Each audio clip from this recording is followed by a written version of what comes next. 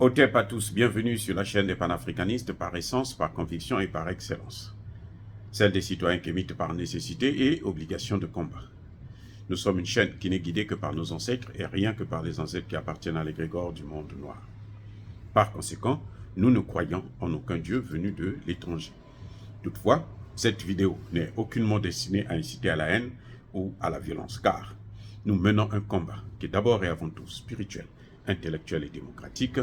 Ensuite, il est politique, géopolitique et géostratégique contre l'impérialisme, le colonialisme, le néocolonialisme et l'endocolonat, qui sont tous qualifiés de crimes contre l'humanité. Nous menons ce combat sur la base du principe fondamental que nous avons hérité de nos ancêtres kémites, qui est celui de la Mahat, c'est-à-dire solidarité, vérité et justice. Vous êtes donc en droit de connaître la vérité et nous avons l'obligation de vous dire la vérité, rien que la vérité, afin que justice soit rendue au continent africain. Et ça, c'est notre modeste contribution dans cette noble lutte en faveur de la souveraineté, la dignité, la solidarité et l'unité africaine. C'est exactement ça que nous appelons le panafricanisme. Bien-aimés frères et sœurs, ce dimanche 4 novembre 2023, il y a eu une tentative de coup d'État en Guinée. Le colonel Mamadou Doumbouya a failli être enlevé.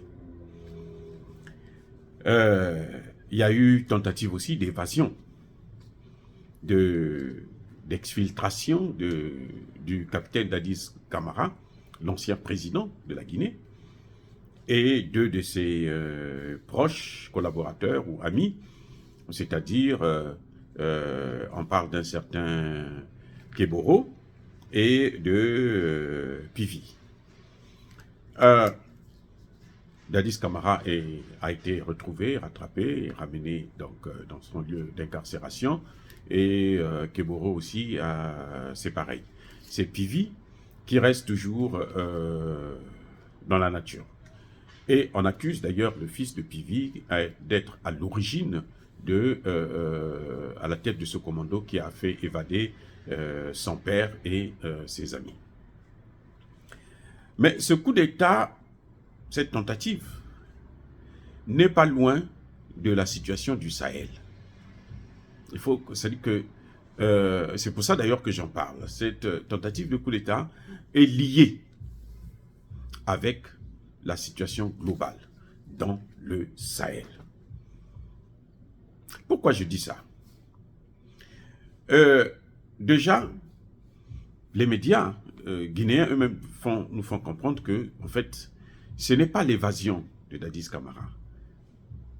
C'est exactement une tentative de coup d'État, puisqu'on a vu l'armée prendre possession de la radio, la télévision, le port, le contrôle du palais présidentiel, le palais Mohamed V. Et puis voilà. Donc, on sait que c'était une tentative de coup d'État. On dit tentative parce qu'ils ont déjà échoué. Un coup d'État, quand c'est comme ça, dans ces conditions, ils n'ont même pas eu accès à Doumbouya, c'est que ça a échoué.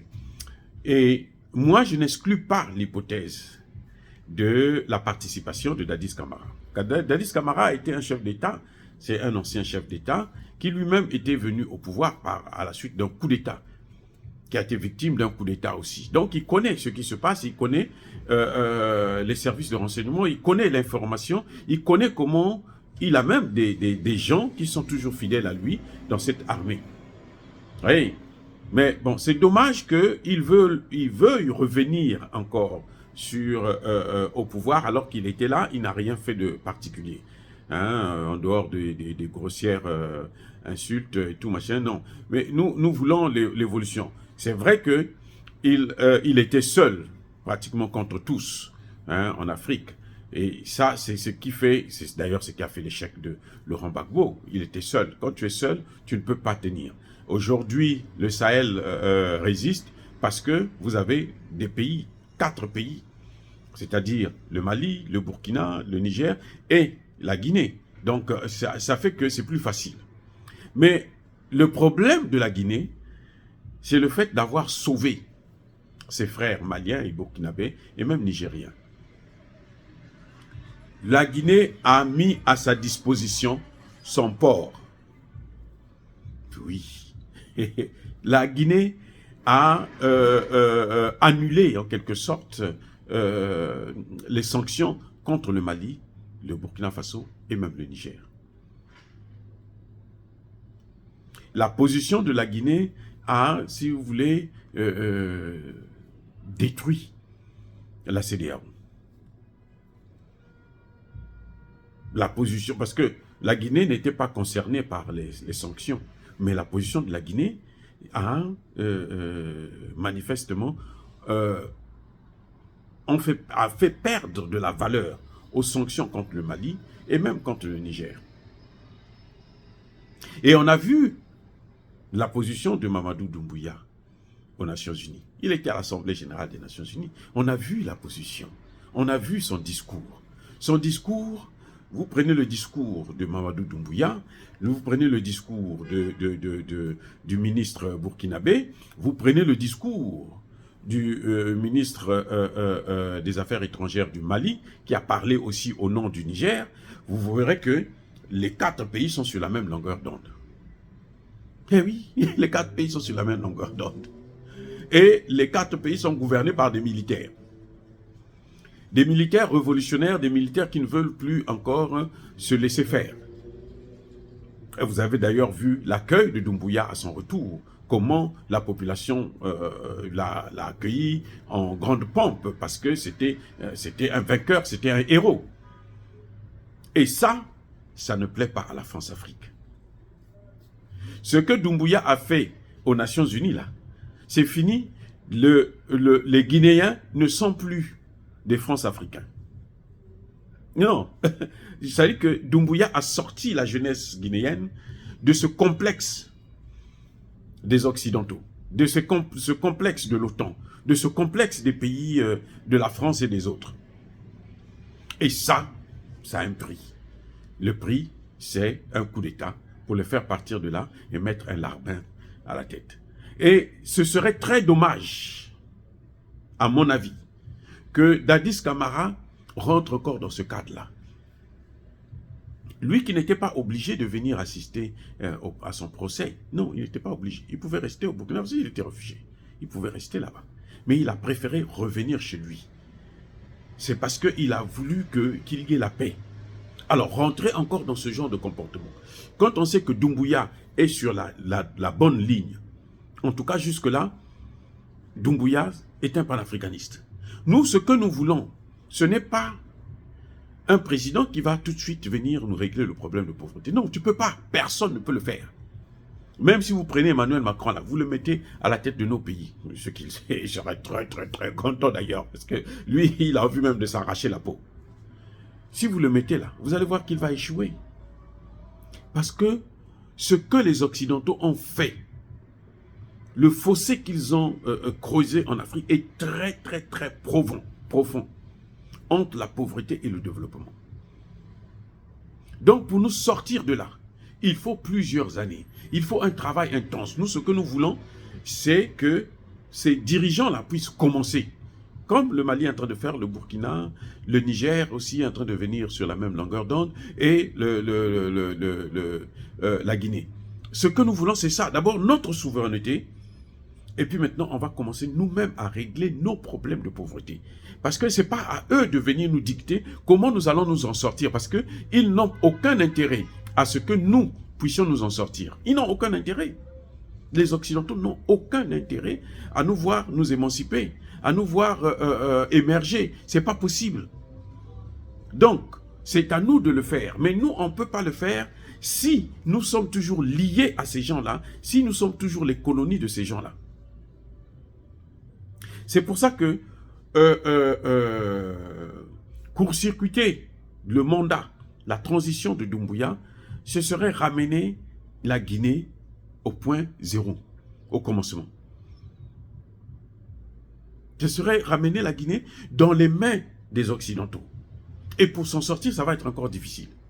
Et nous remercions Dieu et tous les forces de sécurité et de défense de la Guinée qui ont pu éviter ce coup d'État. C'est vrai qu'il y a encore eu quelques coups de tir dans la journée, mais Le coup d'État est déjà, la tentative est déjà consommée, c'est fini, il n'y a plus de coup d'État. Alors, il faut comprendre que ça, c'est l'œuvre encore de la France. Emmanuel Macron ne dort plus. Vous le voyez partir. Il est parti vers la Russie, là, à côté des pays limitrophes, là, dans les Balkans. C'est pourquoi? C'est pour l'uranium. Hein? Parce qu'il a perdu l'uranium du Niger. Parce que l'uranium du Niger, il n'achètera plus ça comme il achetait avant. Hein? Non, c'est fini. Puisqu'il n'achètera plus ça au même prix, il préfère aller prendre là-bas en pensant qu'il va nous pénaliser. Non, il n'est pas en train de nous pénaliser, au contraire. On aura des meilleurs candidats pour ça. Les Chinois vont acheter ça, les Indiens et les Iraniens et autres, ils en ont besoin. L'uranium, maintenant, tout le monde a besoin de l'uranium. Bref, Mamadou Doumbouya est en train de payer le prix de son alignement sur le panafricanisme, de son alignement sur la souveraineté de nos États. Ça ne plaît pas à certains Guinéens nostalgiques de l'ancien système, ceux qui ont pris l'habitude de se nourrir pendant que les autres sont en train de souffrir et mourir de faim. C'est ça le problème. Parce que malheureusement en Afrique, vous avez beaucoup de cadres, beaucoup d'intellectuels, beaucoup de leaders politiques, beaucoup de partis politiques, beaucoup d'hommes politiques qui sont moulés, formatés dans le système france-africain et qui sont nés dedans, qui ont grandi dedans, qui se sont enrichis dedans, qui ne peuvent plus s'en sortir. Et ceux-là, ils deviennent un problème pour la France, pour le panafricanisme. Mais, c'est ça le problème. Le mouvement panafricaniste qui s'est engagé là, ce n'est plus celui d'hier. Parce que vous avez vu comment Doumbouya a été reçu. S'il y a coup d'État, celui qui viendra là, il aura du mal à faire mieux.